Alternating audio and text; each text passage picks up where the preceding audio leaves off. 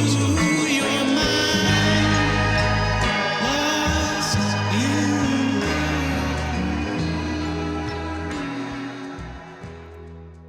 And for some people, there isn't. But okay. But Yeah. how does that connect to neural training? I mean, it seems like you were about to say that.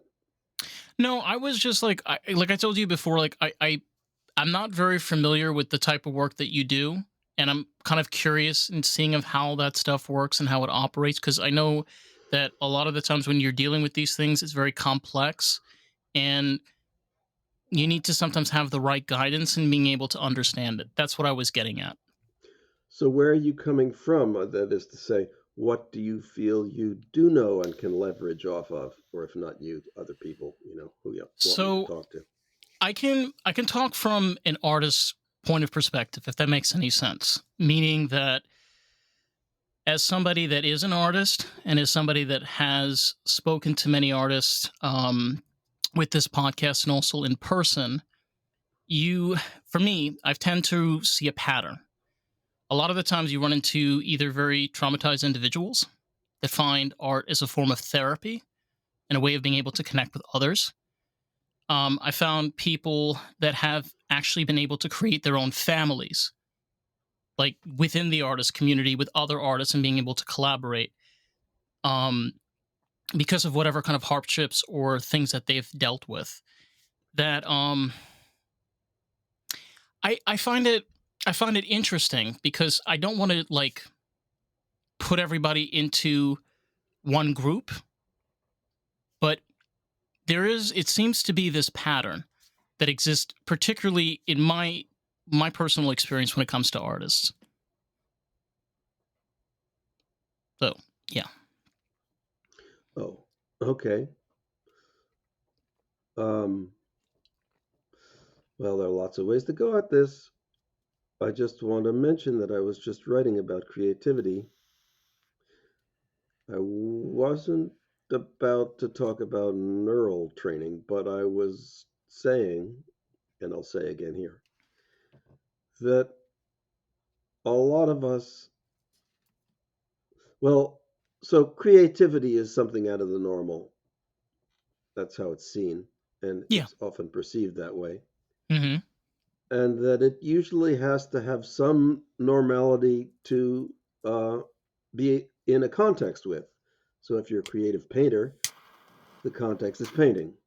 If you're a creative musician, the context is music.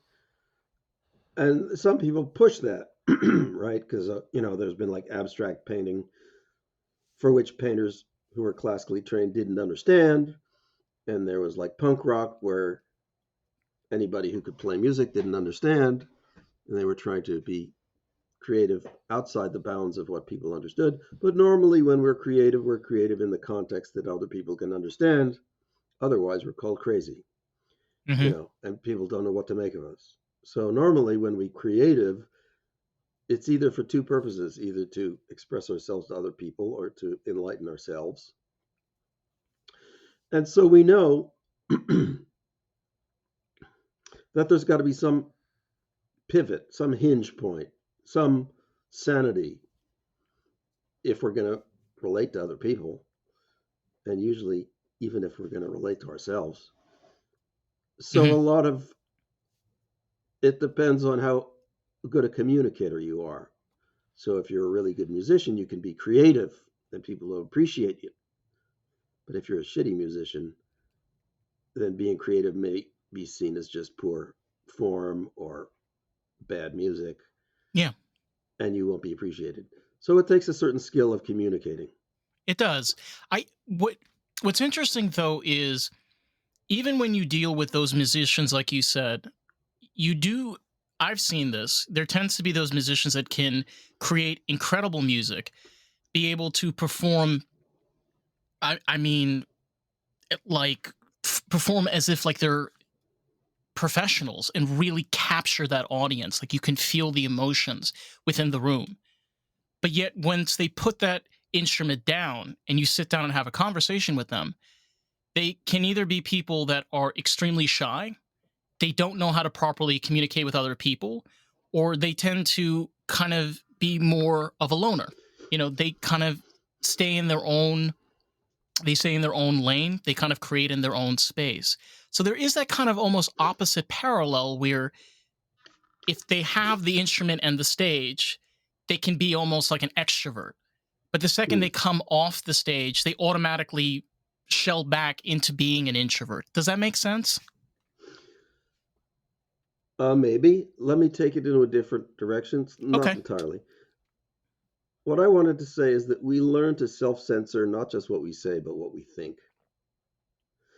And we do that because we realize that when you start to think a thought, it tends to squeak out your mouth. And if not out your mouth, then out some other medium, like your body language or your attitude or your eyes, so that we self censor what we think. So if you're being creative personally in the privacy of your own studio, you can do all kinds of stuff. And you don't care because no one's listening. And you don't misunderstand yourself because you know what you're trying to do or you're looking for something. Um, but still, we self censor ourselves. It becomes a habit. So some people are, I mean, this is sort of getting to the idea that there are people who are introverts. I think the introvert is somebody who's very cautious about what they say and think. Okay. And an extrovert is kind of exuberant and carefree. And the extrovert is probably somebody who's better at communicating because they don't feel it so much of a risk. Now, I mean, I'm talking about talking. I'm not, musically, music depends on some skill. So Yeah. really skilled people they just have more latitude, Hmm. you know. So what I was thinking of is that if you want to be creative, you have to stop self-censoring your thoughts. I mean, this is not a new piece of advice. It's No. like um, be exuberant, but of course you have to be careful because if your audience doesn't appreciate you, and that could be a professional audience or a social audience or your family audience, like if you get angry, you might be justified, but be completely ineffective either in any of those contexts. Yeah. I mean, it's funny. We're not allowed to be angry socially. That's like considered, unless you're Adolf Hitler, Taboo. Yeah. in which case you can really. I mean, that guy was a master of social hypnotism. But you're supposed to temper your anger and your vitriol, and you're supposed to be inviting and comforting to most people, musically, socially, verbally. But if you're a person who's stressed and strained and traumatized by something, um, it gets very hard to express yourself fully. Yeah. So, they say But like if you listen to Beethoven, it was like really smashing on the piano. And I guess that was a lot of aggression, but it was presented in a way that was musically appreciated, at least yeah, eventually it was. 100%. I think also though to point out in regards to trauma, I can speak for myself where even though I've had to deal with different forms of trauma, whether it be from childhood or just experiences throughout my life, I've used that as a tool for my art. So that when I do create, I use that as a way of being able to either be able to make my lyrics when I'm writing music or to be able to figure out different ways of what I want to draw. And I be honest, like I learned this from a therapist because the therapist told me you can either hold on to it and allow that to bottle feed you and just keep on bloating until it's no longer sustainable, or you can actually use it as a very beneficial tool. For me, it has worked. The thing is, you can't always take what works for you for others because I feel every single person works differently. But I find that interesting on how you can take something like that and make something creative out of it. Well, that's very general. Some people can, some people can't. Depends on Right. the context. Um, and It kind of depends on your frequency. Uh, so I know one jazz musician well who was very,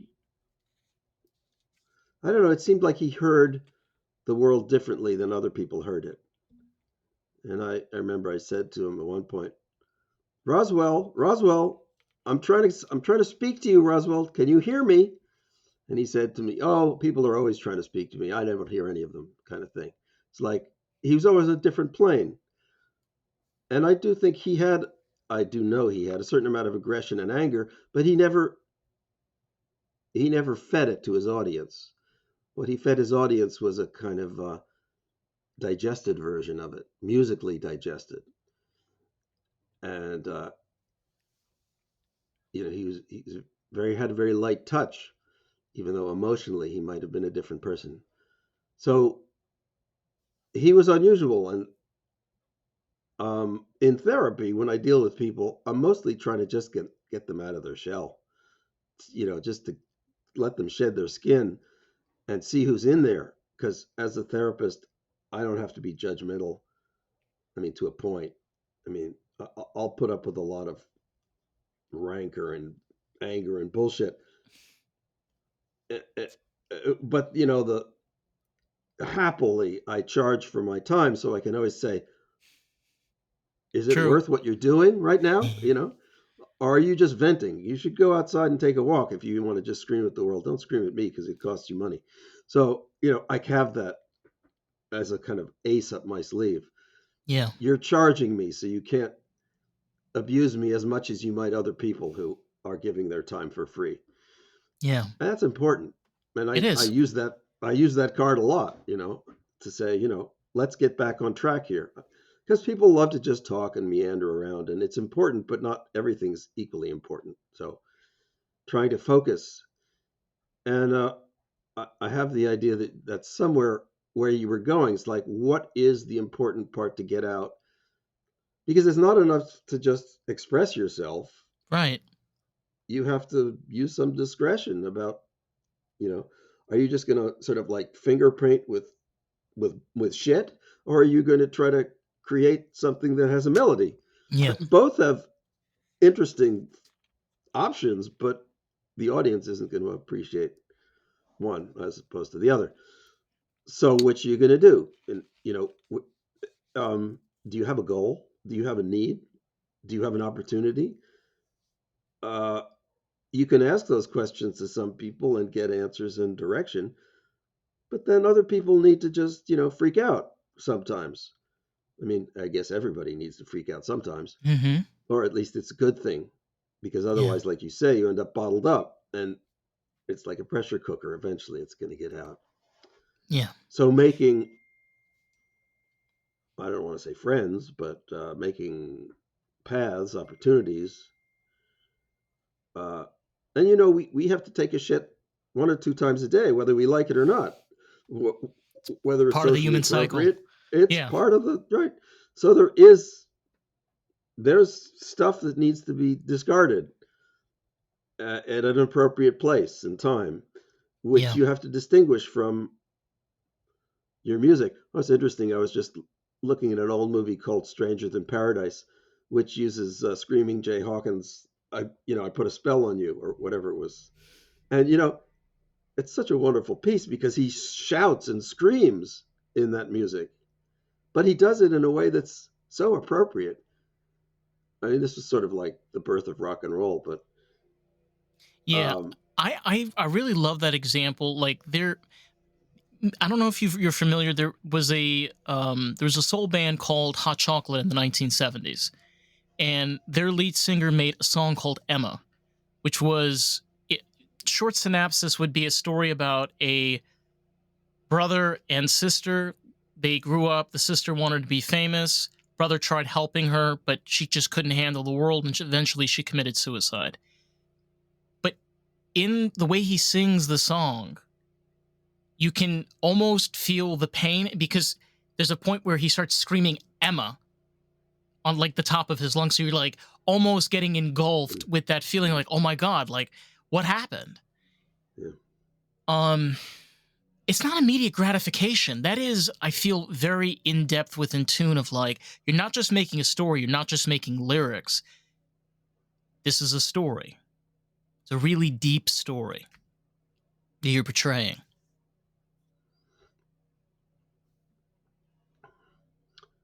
Well, so what do you want to make of that? Do you, because you're emphasizing that there was a communication, that you could get it as a listener, Hmm. but I think that's really depends on a lot of skill and timing and subtlety, Yeah, because it you could have does. told that story and it would have fallen flat, or if it was out of tune or off key, it would Hmm. have been, you would have not gone there. So I mean, I'm coming back to the idea of discernment, discretion, but I don't want to get away from the idea of this thing of self censorship, creativity. I mean, there's got to be an element of courage here. You've got to Yeah. be willing. I mean, so the guy who sang Emma, it wasn't his first try. He probably worked at it for a while, and maybe Hmm. longer than most people work on most things, because it was deep and powerful and poignant and not and indirect. And so you do get great musicians who seem to just have this. I keep thinking of Keith Jarrett, who Yeah. Oh, you that's could a great never figure example. out how he could do that. Yeah. How he could just seem to disappear and still produce music at the same time for hours on end. I don't like he had something in his brain that was unusual, but yeah, Like a there are other chameleon. people like that. I don't, Crazy. you wonder. I mean, I play keyboard sometimes too, and I wonder, God, the only way you could play like Keith Jarrett was to be unconscious. You couldn't. I mean, it'd be like trying to ride a bicycle while you're thinking about everything going on. It has to be in your body.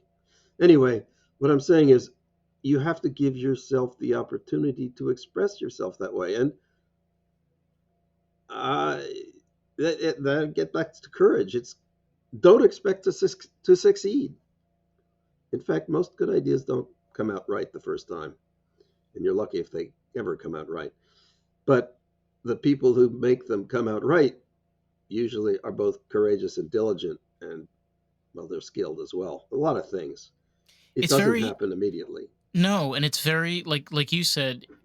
A lot of the a great analogy would be like the story of the Wizard of Oz, where you have the wizard is behind the green curtain, and in reality, it's just a master playing with a machine.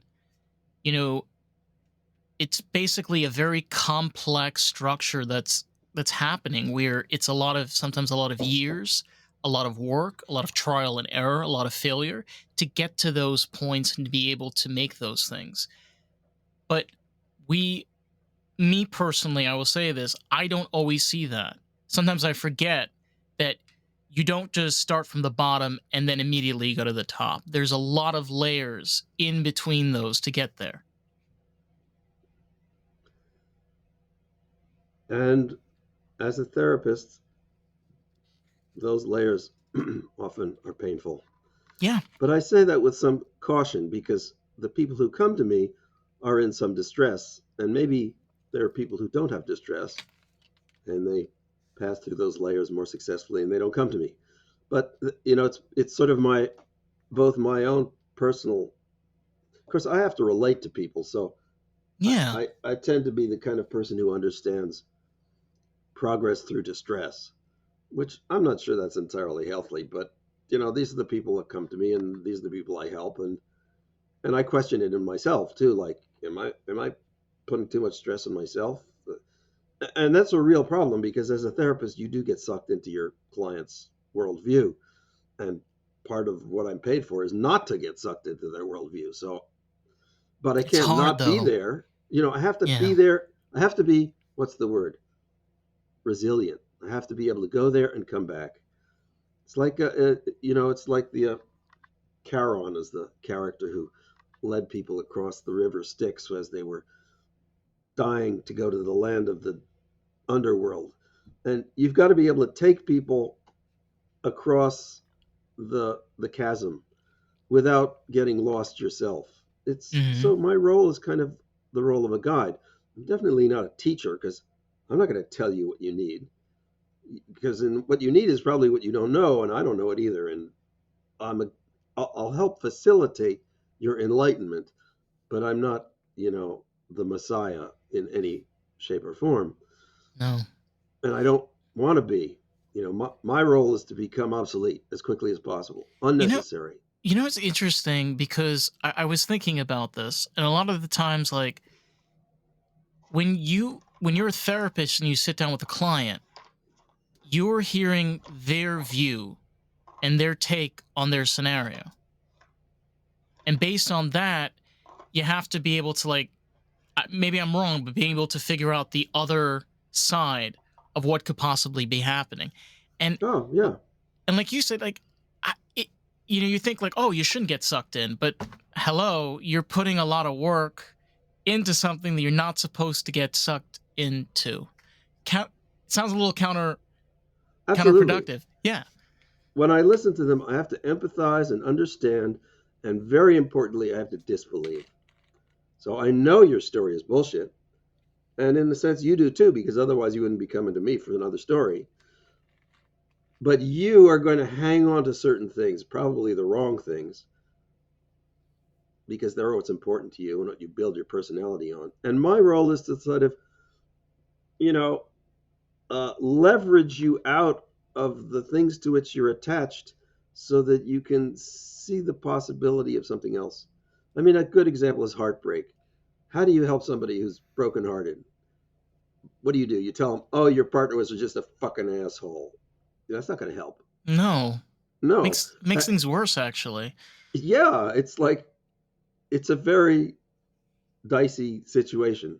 That grief is similar, but a little different because nobody's at fault. No. Um, but it's still something you've got to let go of. And okay, so there's grief, there's heartbreak, um, Hardship. there's trouble, trauma. I mean, all these things involve an attachment to something that's heartbreaking or grief filled, and I have to understand it, but see beyond it, and so do you. So, or talk about death. Death is great. I mean, your own death, your own mortality. That's a tough one. And most people don't think about it because No. what are you going to do about it? No, and you But know it'll come. it Time and will come. it does, and you know it's crazy, like I have dealt with my dad passed away 5 years ago. And a lot of the times you don't think about death, and one thing I've realized since dealing with that grief, I think about it all the time. Yeah. Well, I like to tell people I have a much better relationship to my parents now that they're dead than they ever did in their lifetime. Because now I don't have to listen to their bullshit, and now Mm. I can imagine the higher level that they could never get to. I don't have to fight them because they never were going to go there anyhow. For what reasons I never fully understood, but maybe I will someday. Yeah. So, but get back, well, to creativity. I think this is all part of the same package. How do you allow your mind to go places which aren't entirely known, maybe not entirely safe, and generally socially unrewarded or unacceptable? I mean, music is great because how do you get a new idea? By doodling with things that don't seem to fit. Do they sound good? No, not at first. You have to find something in the chaos. And that's very much like therapy. You have to find something in the chaos, which means you have to let the chaos, or at least dip your toe into the chaos. And that's where courage comes in because chaos is dark and it doesn't feel good and it feels threatening depending on how secure you are. Hmm. And it may be easier to engage in chaos, failure, trauma, and all the other bad stuff if you've got somebody supportive. Or supportive, that's another difficult word because I don't try to be supportive because supportive of what? That's easy to manipulate. Supportive Could of become a my, handicap or even a crutch. I don't want to Yeah. be that. Right. So, and I don't want to tell you you're a nice guy, I'm your friend, and everything you think is fine, because that's not going to help anything. Uh, No. uh, uh, but then, to be reasonable, everyone's got their limits. And if I were to tell you you're completely full of shit, you're a worthless sack of garbage, and nothing you think is of any value, all that wouldn't help either. So there's got to be a mix. I've got to be sort of encouraging, but I've got to say, well, here's another idea, or maybe you're looking at it in an unproductive way. That's an easy reframe. So somebody bothers you, and I say, well, maybe you don't understand that other person. I've got clients who always get in fights with people, and I say, well, maybe you, instead of feeling that other person as a threat to you, maybe you should ask them what their problem is, or how can you help them. Asking someone what their problem is kind of aggression, because you're saying they've got a problem. And they don't want And to I don't want to admit hear that they that. have a problem. Yeah. No, I think you're the problem. Right. So you have to say, how can I help you? To diffuse. So like that's a reframe, and you'd think that might be obvious, but in the It's heat of the not. moment, it's not so obvious. No. Especially if you're like dealing with somebody who's really And you feel has betrayed you or your something. emotions are so heightened in those scenarios. Like you're in survival mode. You're Yeah. 100% in survival mode. You are ready to attack like a panther Or flee. or a flea. Have not, like slam the door and disappear, which is another thing. I mean, So that could also lead to sometimes extreme violence, and well, but sometimes, here, yes, yeah, but anger is okay, violence is not. I right. mean, you have to be able to express yourself and contain the situation to allow for progress. If you So like a accelerate it, balance. yeah. I mean, it's Okay. like they say you should never bring a knife to a gunfight. You know, Yeah. if you're Okay. there's be reasonable about this. Yeah, it's true. God, that idiot that brings a knife to a gun shoot. Damn, man.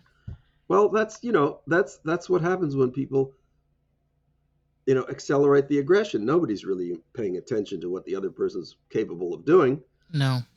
and before you know, that's when you get violent. And I got violent once too. I hit my wife. I slapped my wife. The only thing I ever did, because she was like hysterical. And it actually worked. But that's different. That's not a knife or a gun. And I think it was a. I mean, I'm ashamed that I did it. But on the other hand, I don't know what else I would have done except shut down. Anyway, it worked. So I mean, it's possible, but I wouldn't advise it. Anger is hard enough to deal with. Violence is very much. I mean, you get people who like to fight, right? I mean, there's Fight Club, is a great movie, right? All Mm-hmm. about People physicalizing fighting. the Yeah. trauma. But of course, you know, I don't want to ruin the movie, but it has a very strange twist at the end, which undoes the whole premise. No, but it's interesting. I I have friends that are veterans, and some of them have found like being able to go into the gym and doing boxing or jujitsu or martial arts or something like Right. that gives them an outlet to get out that anger and that Mm-hmm. aggression that they feel. Because I mean, I remember him telling me, he's like, imagine me coming from like chaos and just everything is moving in every direction to now I'm in normal life. What am I supposed to do? That switch is sometimes really hard for people to get used to. You can't just like we say that animals are territorial, human beings are territorial too. Once you get to used to, I feel like you get used to one territory, it's really hard to get used to another territory. Like it takes time. Yeah. Well, let's get back to therapy. I mean, take that back, reel that in to the audience's reality. Um, Okay. I want to say that Anger, energy, even violence can be transmuted creatively.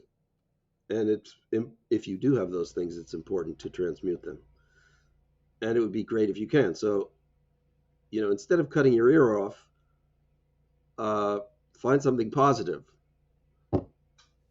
And we could talk about metaphor, altered states, Hmm. um, improve your.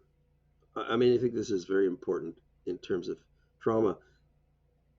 You have to surround yourself as much as possible by positive energy. Yeah, If you very much recognize so. that you're in a Yeah, negative or toxic environment, you're going to have a very hard time recovering as long as you're still in that environment. yeah, So, yeah. one way or another, stop the violence. Hmm. I I have found that along the way I've lost a lot of people. I've had friends that I've known for several years, and just like that, it became toxic, and I ended it. And when I think back, I'm not upset or angry. I kind of am happy because I got myself out of situations that if I would have continued, would have just added more negativity to my life that I didn't need. It's not about like eliminating everybody out of your life, but I feel sometimes there are people that like that's it. I can't. Like you're becoming too much and this is interfering with my life. And I don't feel that's selfish. I feel like you have Well, every right to feel that way. maybe you can think of it like a spice. There's a certain amount of spice that's appropriate, and too much just ruins the dish. Yeah. It's not that the spice is bad, it's just that it's not appropriate anymore for you. So maybe No. the person that was bothering you needs to go off and bother someone else. And that's what they need to do until they get the right kind of pushback or, breakthrough. But for you, it may be enough is enough. Um, I need to, you know, I need to level up here, or I need to, take the off ramp. And it's not a personal thing. I feel much the same way. I regret so many what I thought were committed friends or committed situations Yeah. that just drifted away. And I Mhm. thought, what a waste. Like all my old girlfriends, but you see, this is me again. I have a streak of commitment to people, and I'm Mhm. thinking, well, what did they think they're going to start over again? You never start over again. You always carry on with what you've got and move it forward. I rem- I have a number of clients who, are going through relationship difficulties and they break up and I say, "Oh, now that you've broken up, now you are really permanently attached because now you Mhm. will never forget your relationship." And it's too bad because, there are no burned bridges. Well, I mean, there are scorched bridges, but they're always there. You can't, I mean, unless you get like electroconvulsive therapy, you're not going to forget the most important episodes of your life. Yeah. And why should you? I They mean, had so they you had can do it over value at the again? time. Yeah. Very much so. So I try to get people in that mind frame too. It's like nothing is worthless, especially the more intense it is, most likely the more worth you can get out of it. And if it's going to be bad and you're going to need to eliminate it from your life, well, try not to. You know, try not to be the one who was guilty of shutting it down. Try to make as many overtures and positive invitations and take as much blame or whatever it takes to keep the channel open because other people's stress and grief and heartbreak are the you know basically avenues to their enlightenment. As contradictory as that may seem, but that's when you push through the whole logjam of trauma. If you can push through that logjam of trauma, there is greener grass on the other side of that fence. Yeah. And so you don't want to abandon people Mm-mm. even if they're toxic. If you can like stomach it as much as possible to see the good of people. Of course, there are people who maybe are just injurious, and those people you should just get away from. Yeah. Um, but you have to take as much responsibility as you can because otherwise you've got this magnetic attraction to a negative person that you haven't recognized, then they'll eventually enter your orbit again. I I have a friend of mine that we've been friends for about 8 years, and she's a single mom of three, and she had a very toxic relationship with her ex, and it's kind of affected her kids. In those 8 years, we've taken breaks and we've kind of rekindled over time. We've had different ways of how we communicated. Either it was just only text or it was over the phone. At the very beginning, we used to meet in person, and then it became long distance. The thing for me was, like you said, even when there was those ups and downs and those issues, I myself found that even within this negativity, this person meant something to me. So I try as much as I can to give to her and as much as I can to give to her kids. And I don't regret that. I feel that it's something that we kind of look past, because you're right. Sometimes you're like, oh, this person's too toxic or they're this, but they are worth saving. There are those people that are worth saving and keeping in your life. You have to look past that and see the other positive things that they give you. Yeah, well, it's I'm the personification of ambivalence. So every time you tell me one thing, I'll think of the other. Yeah. And there you have to ask yourself, are you really? I mean, it's easy to say I'm helping. It's easy to be the hero, the savior. I'm not helping. You have to also think, are you respecting yourself enough? Are you stuck in the helper mode? Um, keep thinking Yeah. of that's Stephen King is a great author for Oh, the horror of normal life. favorite is Pet Cemetery. Is it? I was thinking of that Kathy Bates movie where the author is. Oh, I know I what you're talking about. It's like one word. Yeah, right. You're right, and it's a movie I couldn't watch because I just couldn't watch it. Um, It's hard. It's hard to swallow. It really is. that's just like pure Stephen King to me. It's just horror, the horror of normal people. Um, anyway, why should I mention that? The point is that you can you can turn from being a helper to being a harmer very easily because your addiction to being the helper can feed the other person's addiction to being the victim. Hmm. And yeah, you do want to help and you don't want to give up, but there are some people, I fear, who need to be dropped Yeah, from a high place where they'll break like Humpty Dumpty into better pieces like a of hundred their own story accord. building. There's plenty of them in Manhattan. But yeah. I, are you in Manhattan? No, I'm in South Florida. Oh, another Floridian, another cracker. I'm I'm not from Florida originally. I'm originally from New York. Yeah, well, me too, actually. So, Nice. yeah, that's City or upstate? just outside the city. I used to go into the city a lot. I grew I up still in like the city. Rockland County. I grew up in Westchester, but Okay. Yeah, yeah, yeah. All right. Neighbors across the pond, literally. yeah. I lived in the Hudson Valley for 20 or 30 years. But I mean, culture is very interesting. We could talk about that for a long time. Mm-hmm. And I do think I will mention this, and I think it's important that you have to recognize your lineage because if you're Italian or if you're Swiss or if you're Japanese, Chinese, indigenous, there's a lot in you that you didn't ask for. Mm-hmm. And it's not just in your culture, it's in your genes Mm-hmm. and your attitudes and all kinds of things. And it's not obvious. What is obvious is probably not the most important stuff.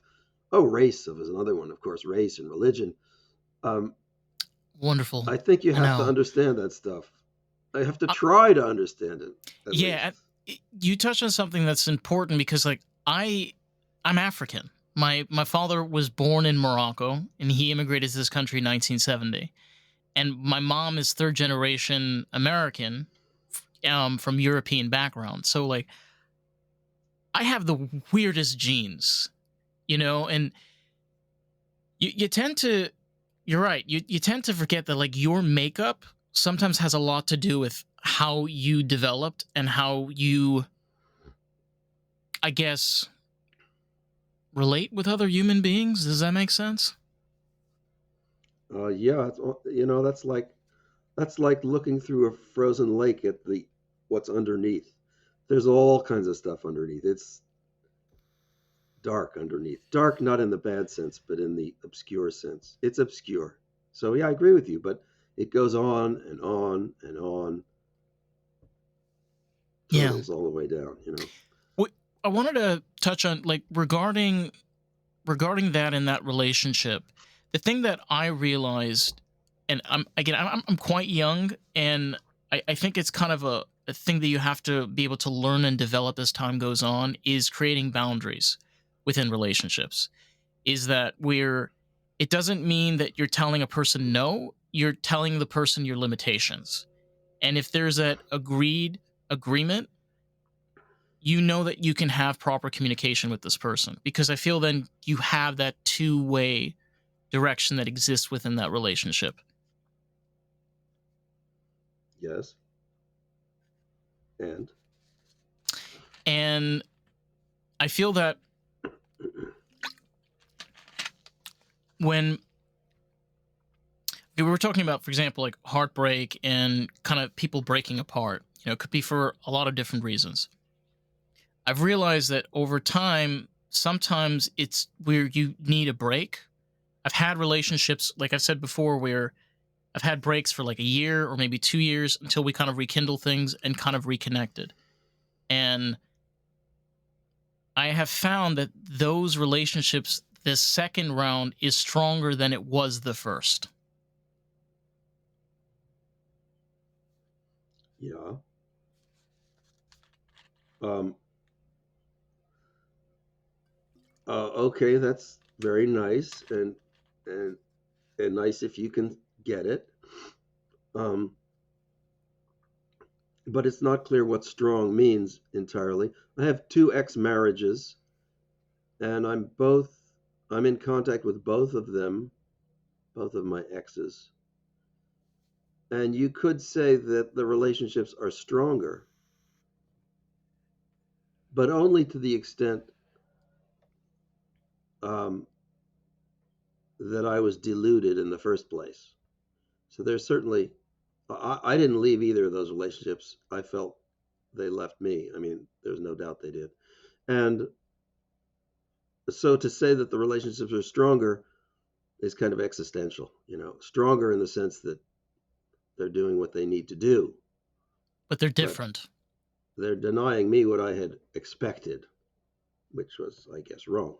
So, is that a question of coming to realization that, I mean, I do think, in fact, and this is kind of a little out there, I don't expect people to really understand, but I do think that both of those two exes were people that I pathologically was attracted to pathologically for a need, for personal need. I'm still not going to reject that. I still think that pathology was called love, Hmm. but love can. I'm going to go to my grave believing in my version of love, which may be pathological and overly attached, and I don't think so. But of course, I don't think so. Um, and I may never find the person who agrees with me, But but I'm sort of stuck on that. And I don't. I'm kind of in the belief that you don't necessarily need people to agree with you with everything. There are things that are personal to yourself that regards to your own personal life. Like you said, it revolves around you either between a relationship with somebody. Like it doesn't necessarily mean that everybody has to be involved in that situation. Does that make sense? I'm not sure you should try to make sense. I think that might be a, a crutch. I don't think it has to make sense. I think it might work, but the two parties are going to have a different sense of what making sense means. So you Yeah. have to be big enough to allow different kinds of make sense. So I had an uncle who got divorced very when I was very young, and they had two families that after each partner got remarried, and they would all get together. And I thought that was such an inspiring family where people could then split up and then reform as two separate families, and everybody seemed to be, you know, in allegiance with each other. And I Mm-hmm. don't know if it was true because it was only what I saw from the outside, and they were cousins, so I was only remotely connected to them. But you know, there was an example where I guess you could agree to disagree and reform a relationship on a new agreement. Mm-hmm. Um, I think personally, I'm too intense for that, or I get involved with people who are not lenient enough. I don't know which. Um, I can't use my personal experience too much generally. I use it personally with the people who are my clients, and I find or draw from examples in my own life co- correspondences with theirs, my Mm-hmm. clients, and that works. Um, but I think it makes me somewhat unusual because I have no tolerance and no interest in generalizing it to everyone. I would not be a good actor appealing to a general sense of um, a theme. Mm-hmm. I mean, actors are famous for not kind of knowing who they are anyhow, because that's kind Right. of their profession. But Yeah. my Sure. business is knowing who I am, even at the expense of over extending myself to people. Right. So I have no social life because I can't put up with trivial stuff. I want to go right to the heart of the matter with everyone right away, which is Mm-hmm. fine if they're paying you $200 because they'll say, "Great, that's where I wanted to go in the first place." But in Right. most people, they don't want to go there. They're not, you know. So I'm happy Yeah. not wasting my time, but I'm sad that I don't have anything but paying clients as a social life. And you, Uh. I have podcast people who I talk to, you know, and I appreciate very much these conversations. Yeah. I it's for me it allows me to see different perspectives and different things. I like to have open conversations, and the reason being is I grew up in an Orthodox Jewish community. I left around like 2017, and I kind of entered a new world. And what that means for me is that I've had to kind of learn and adapt to survive to an environment I was never raised in. And I think I'm managing and I'm doing perfectly fine. But one of the things that have helped me along the way personally has been being able to see different perspectives.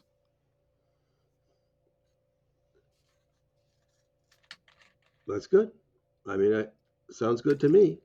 But, it's weird because you came from a Jewish background. I Hmm. came from a Jewish background. I didn't think it was, but it's like it was one of those secular Jewish backgrounds. Like, it never had anything to do with religion, but it percolated into the family and the sexual gender stereotypes Uh and huh. work habits and self-image or lack of self-confidence, Hmm. and various other things, the artistry and the emphasis on knowing. So it's there, and um, yeah, like one of my exes came from a Calvinist Michigan background, which is very different. I This is one of my ignorances of my youth. I didn't feel that there was that much difference between people, and that we could work it all out in any situation, science, relationship, social. And I realized no, that there's just too much momentum behind a person's personality and too little desire to drop who they are for all relationships to work out in the best of possible ways. It would be different if you were just two people on a desert island. Then I think you'd get along. But too many people let burn bridges go by, water under the bridge and off to another situation.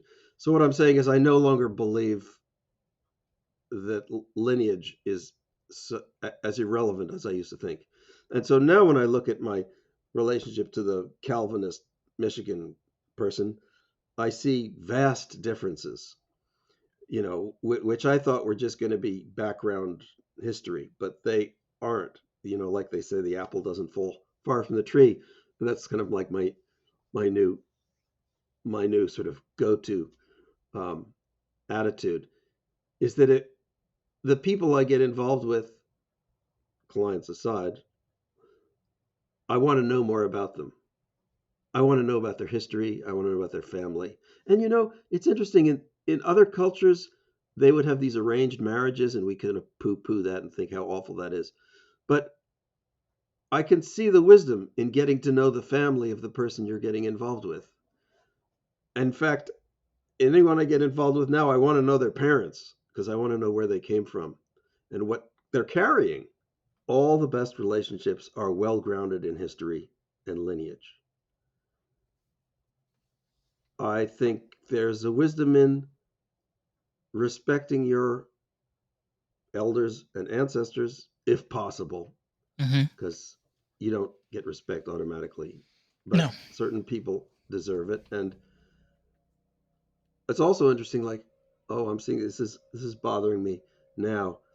I have a 26-year-old, 27-year-old son, and I have a 14-year-old son. And the 14-year-old son is now entering that phase in which 14-year-olds are supposed to be antagonistic to their parents. There's that whole thing. Hmm. They, and I'm watching his friends struggle with their parents. And I don't have any struggle with my 14-year-old, and I can't imagine struggling with him. So I'm watching these other parents and their aggression to their children and their children's aggression back to their parents. And I'm thinking, what a tragedy. Uh, they should get some counseling. They should talk to me. But of course, people only gain when they're ready. So, Hmm.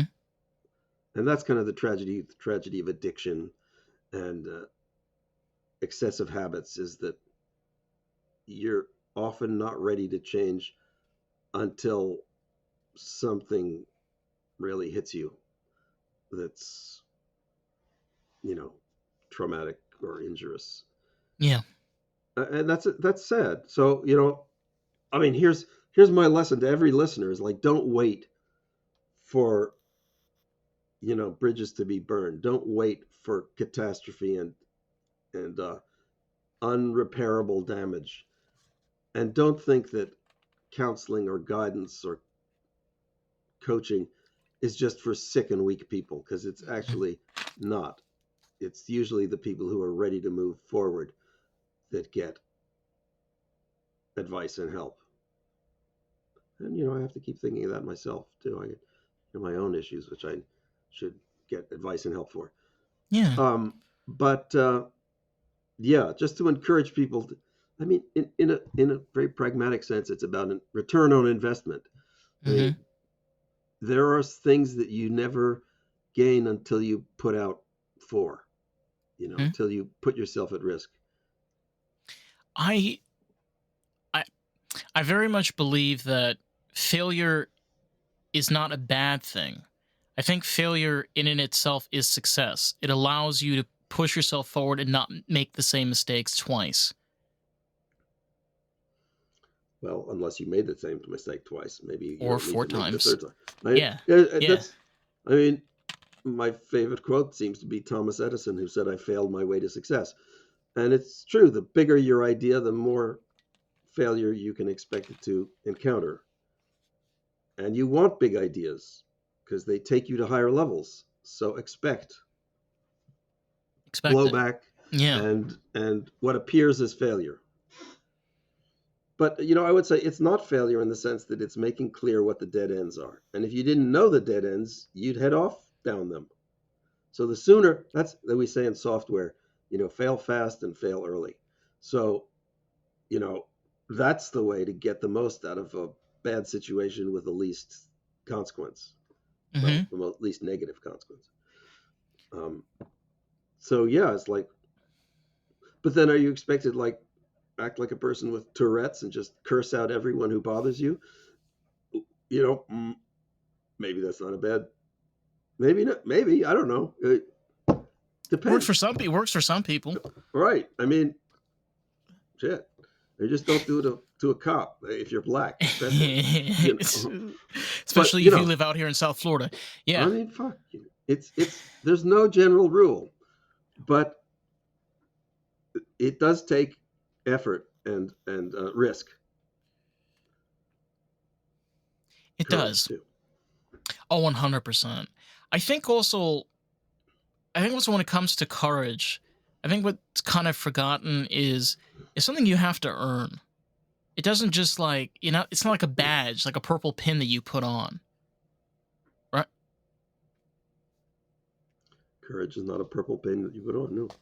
No. Um, I mean, it fits in the whole thing. A lot of the stuff that you need to do, you won't get rewarded for or recognized for. So you have to be strong enough.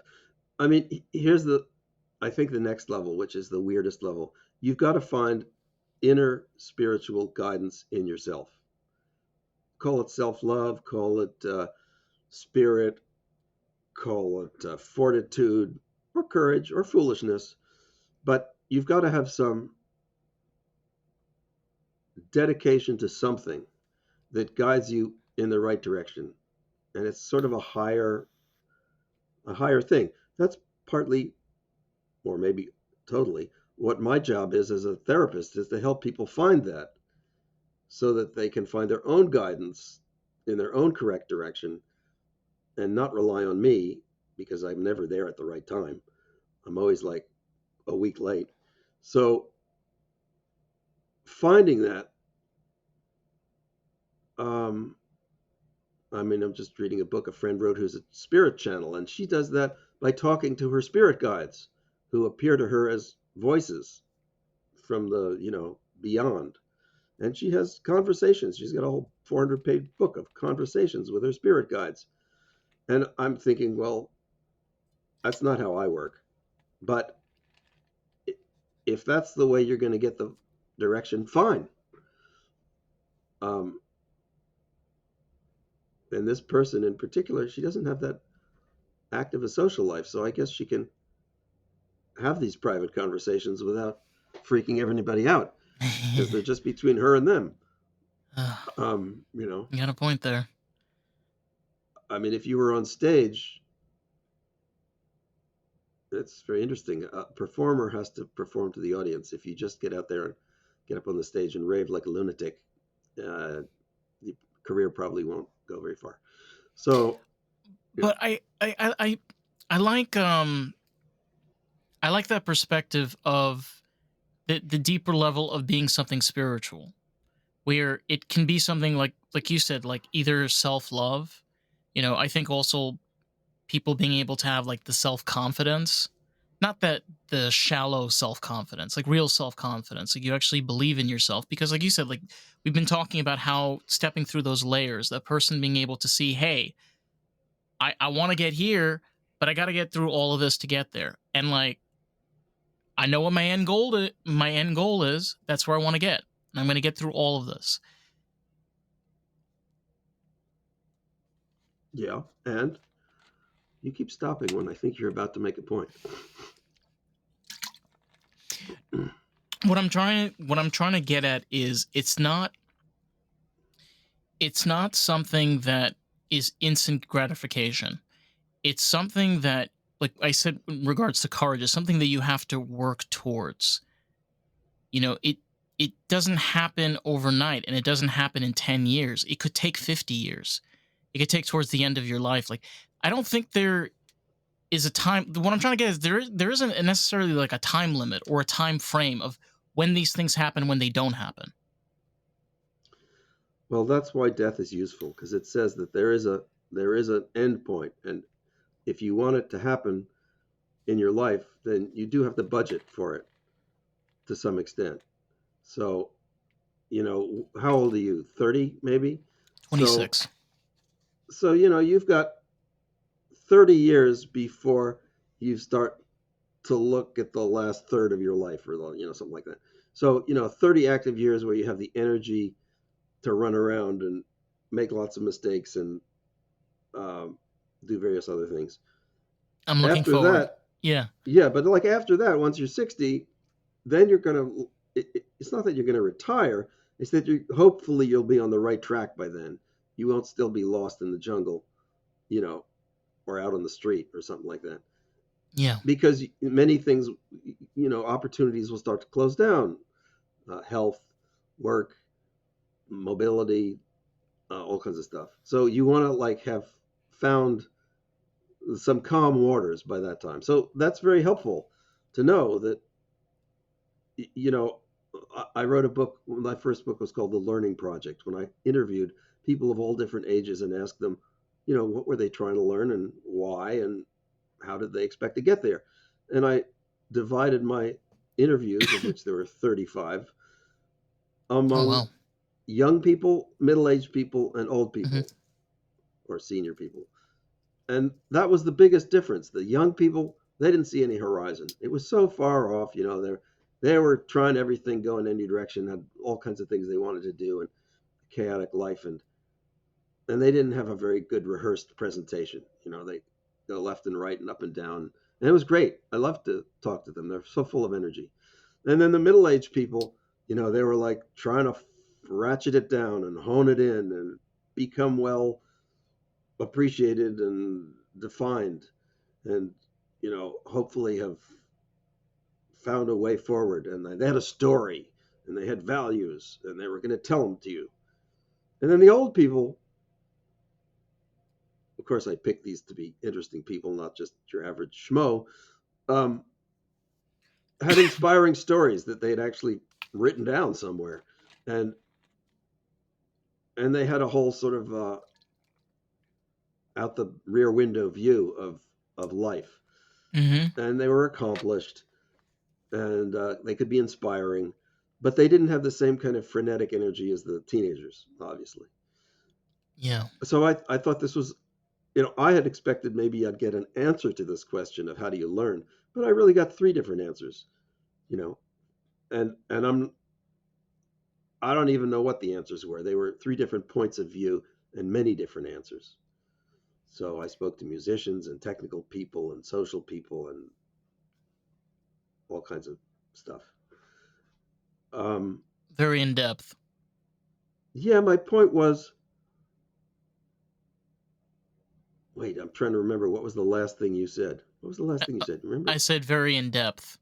No, It's. before that, before I started talking.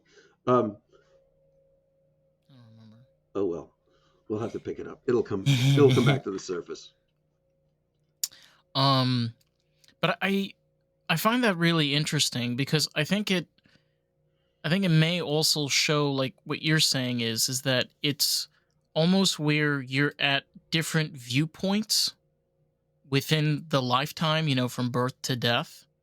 And your mindset does eventually change as you age.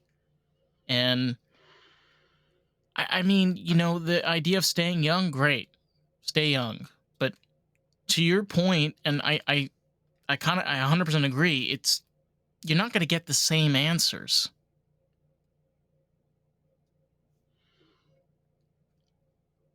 No. All right. Well, let me take this opportunity to answer your Yes. first question in, what's undoubtedly the short time we have left. Hmm. You first question was about neural tone, brain training, or Hmm. neurological training. And I do think that is an important question, and it plays a role in everybody's life. So I want to explain it a little bit. Okay. I talked about how your culture and your lineage and your attitudes and your genetics influences how you think and what you do, and it Hmm. does.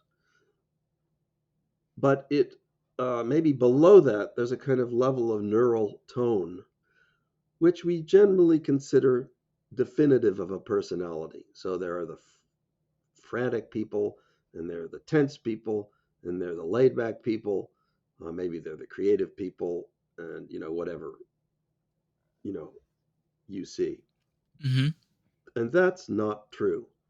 All of those things are learned to at least half a degree, half of what you see. So Hmm. I do believe that you become habituated to that personality, and it's neural.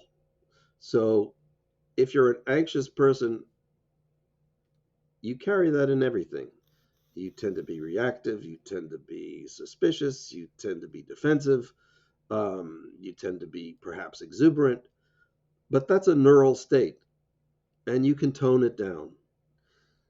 Um, there are other people who may be depressed or depressive, and that's another neural state, a kind of feeling anxious or threatened or insecure or inadequate. And you can change that with neural training.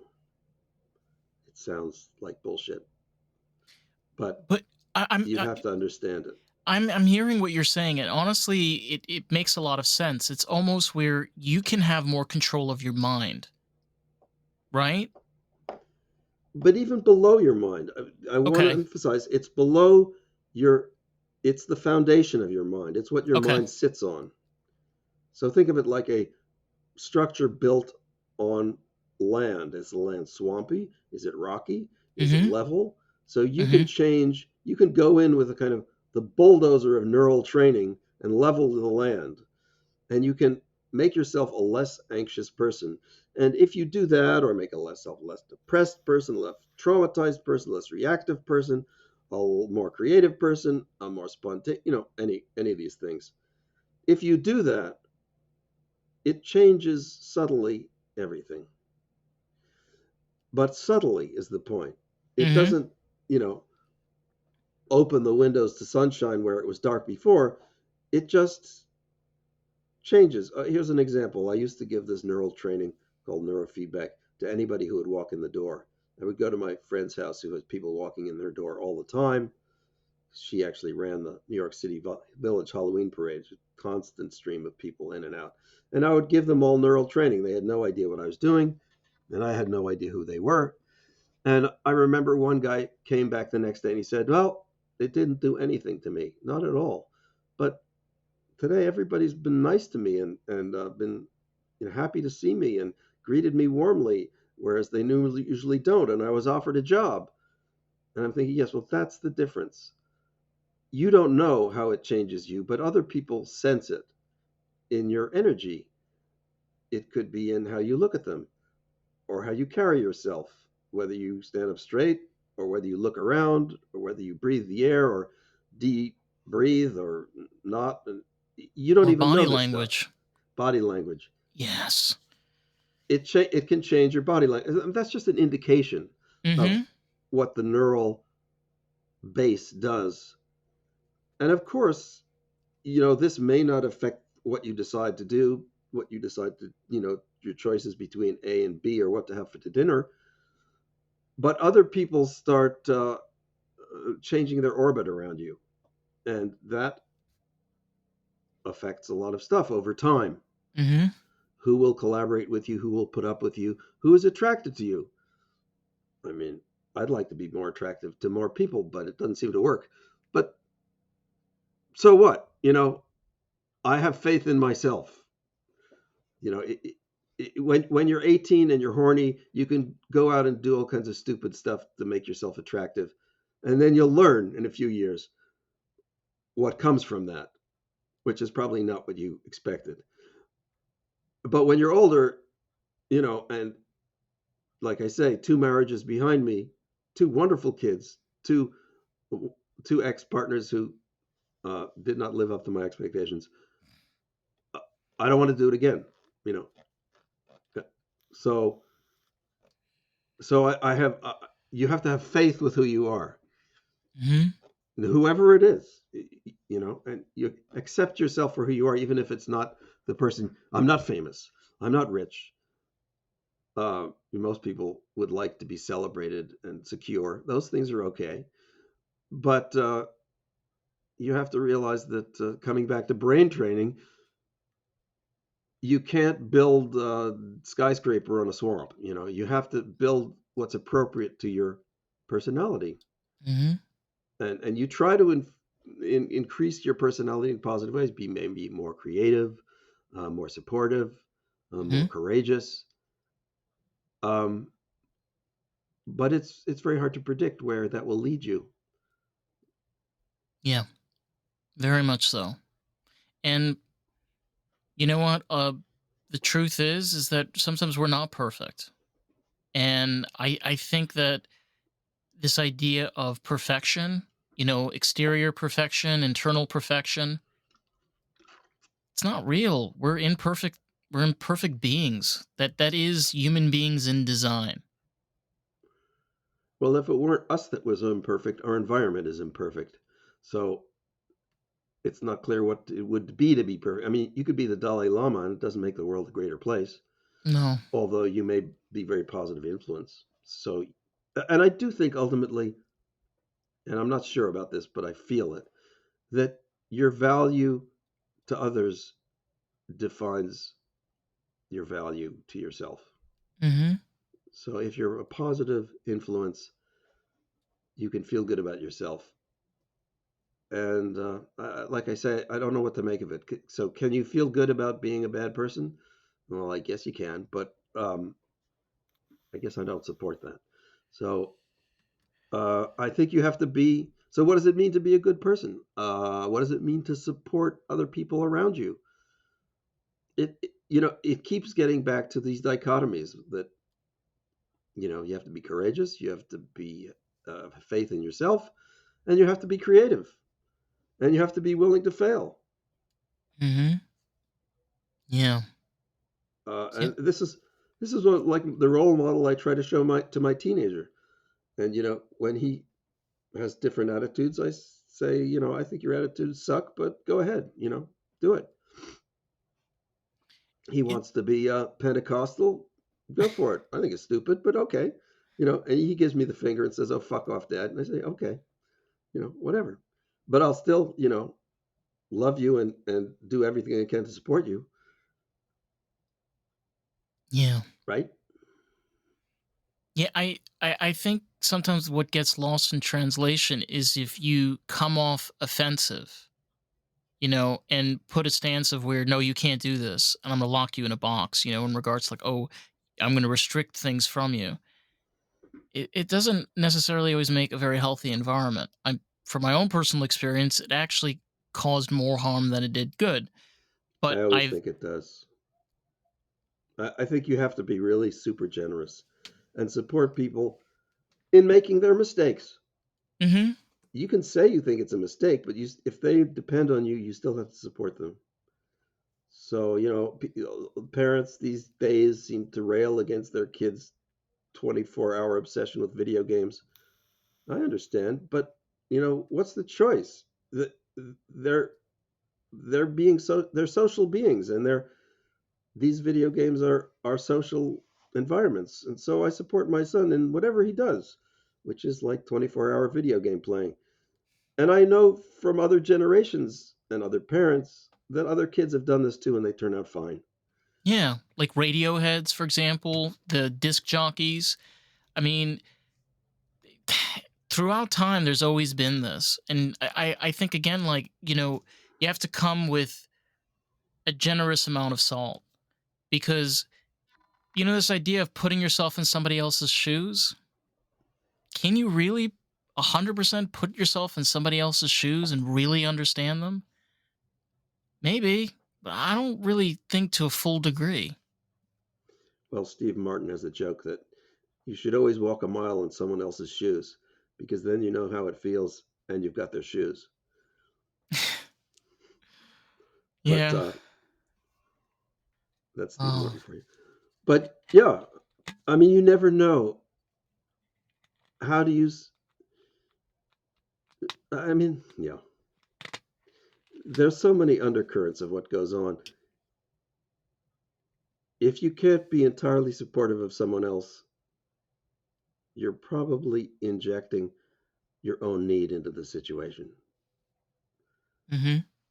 And Powerful. then you're doing something therapeutic for yourself. And then we're back to what you said, okay, fail once, okay, fail twice, oh, okay, maybe. Fail three times if it's in the same way, the same failure, now maybe you should consider something else. So I have two failed marriages, and so I'm going to say, I'm not going to do the same again. You know, fail twice, it must be my fault. And am I going to live to see the right choice? Maybe, but maybe not. But at least I'm going to have some great kids. And I help my clients and I write good books. So, they can write that on my tombstone. You know what though? The work that you do, people don't understand like it's important because not everybody has the skills and abilities to do this. Not everybody has the patience and coordination to be able to sit down with clients day in and day out. You know, again, I don't think everybody's built this way, but people such as yourself that are able to do these things and be able to have this type of perspective, be able to open to these new ideas of where there is a different approach and it does work. Yeah, not everybody's open to hearing it either. So, I know. you know, Hopefully, we uh, raise some awareness today. well, like you said, when you looked at my website, it spans the spectrum from psychotherapy to coaching. And that's kind of, I think you have to be agile across that whole spectrum. If you think you're mentally ill, then my effort is to try to help you understand what your strengths are and how to not focus on your illness, but focus on your strengths. And if you come to me because you're really strong and you're annoyed by things, my effort is to draw your attention to your weaknesses and what you're overlooking and how you're undermining yourself. And maybe how you're crazy, or I'll say that, but craziness is really another degree of dysfunction than simply not coping with circumstances Hmm. one on one.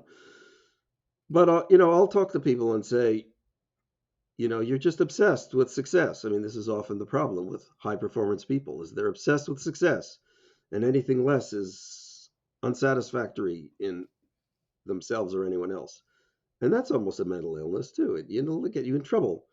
I mean, yeah. So these people get upset with things they shouldn't be upset about Yeah. because they're not important, and they get rewarded with things that aren't really rewarding, like money. So this is the hyper successful person is very much like an addicted person. So, and we call addiction a mental illness, sort of. So, what's the difference?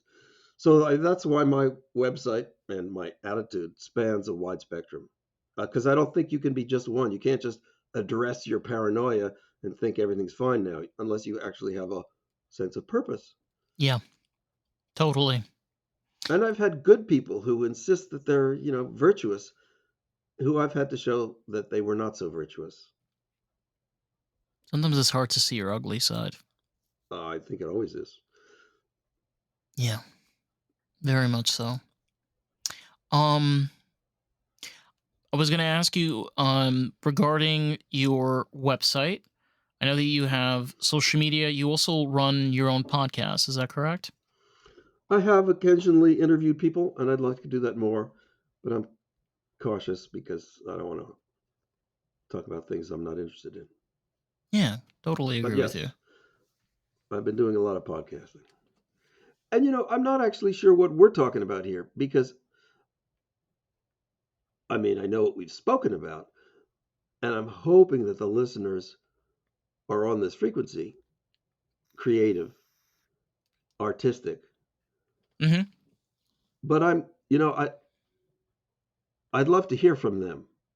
So tell them uh, that they can book a 15-minute free conversation with me and other things, and read my books and podcasts and blog posts. And that's kind of my always closing statement, is that people have to be courageous, and they have to be willing to fail, and they have to be willing to put out, and they have to recognize that those things are easiest in the presence of somebody who's accepting. And you should find out pretty quickly if paying for help is valuable, because if it is valuable and you're not doing it, you're missing something. Yeah. Um, Hopefully that will advance everybody and let them be even greater failures and less hurtful and wasting of less time. Yeah. What? Honestly, I think what I'm going to do is, to make this easier for anybody that's listening out there, I will put the link for your website in the description box below. And then regarding the schedule for the 15-minute call, do you have a link, or is it on your website directly? It is both. It's just my website /schedule 15 without any spaces, Okay. schedule 15. So it's mindstrengthbalance.com /schedule 15, because Okay. it's a 15-minute thing. So Perfect. yeah, I'd love to talk to people, and I'm especially interested in creatives and yeah, people who are, I was going to say troubled, but I should say struggling to produce. I'm Yeah. a what do you call it? I'm a high performance person myself. Hmm. I was always over booked my time and resources. I like to. I mean, I call it busy. Just keeping yourself busy constantly, and I think the importance of conversations like this, very much so, I've structured my podcast around me kind of putting myself in the perspective of being the audience. Where, in the sense of, I'm an artist, I'm a creative person. I like to, like I said earlier, like I like to be able to see the different perspectives, especially when it comes to how other artists think, or for example, in your case as a therapist, how you found your view in regards to therapy and the direction that works for you. um I think that is in itself awareness, to allow people to see different ways, instead of being fixed into this mindset of like, oh, there's only one way of doing things, there's only one solution for problems. I don't think that's real.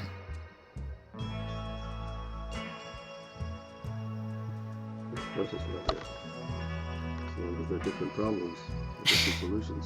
Right, exactly. Yeah.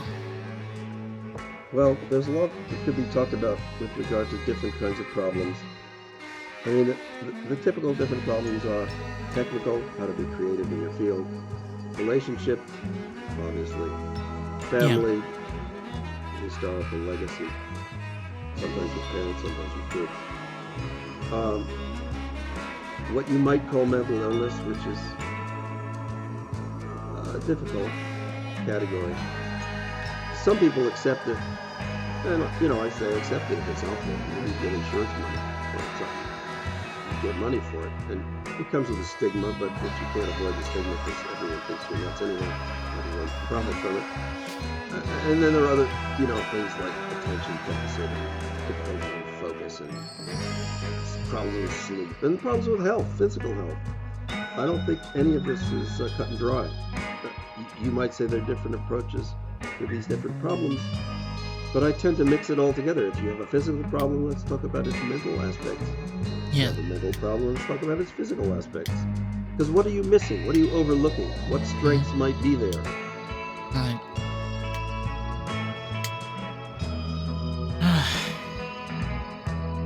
It gets I exhausting. It does. It really. But you know what? Honestly, I really appreciate you taking the time, talking with me, and going over all of these ideas, especially when it comes to creativity and really understanding. Like we were saying, like what it is to be courageous. And taking those different ideas and mixing them around. But yeah, thank you. Sure. Hope to It's helpful. And yeah. Well, like I said, if anybody wants to check out the links and everything will be in the description box below.